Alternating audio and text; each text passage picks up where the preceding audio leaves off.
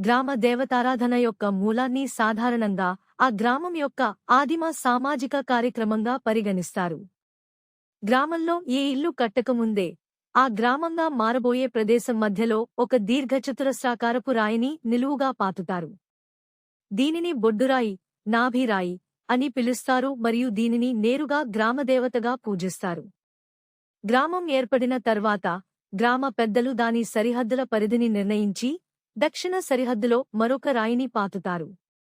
వారు గ్రామం నుండి బయటకు వెళ్లినప్పుడల్లా లేదా దేవత యొక్క ఒడిదుడుకుల గుండా గ్రామంలోకి ప్రవేశించినప్పుడల్లా వారు ఆ సరిహద్దు రాయి వద్ద ఆగి పసుపు మరియు కుంకుమతో అలంకరించి పూజిస్తారు.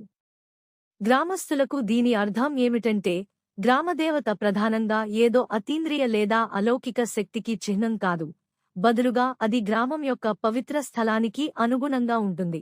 ఆంధ్ర గ్రామదేవతలకు కొన్ని ఉమ్మడి లక్షణాలు ఉన్నాయి.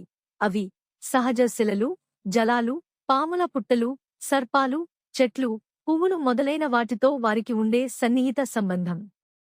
ఇది ప్రాచీన సంతాన దేవతతో వారికున్న అనుబంధాన్ని ప్రతిబింబిస్తుంది. ఈ లక్షణాలతో పాటు ఒక సాధారణ గ్రామదేవతకు తాను ప్రాతినిధ్యం వహించే గ్రామంతో ఒక అంతర్గత సంబంధం ఉంటుంది.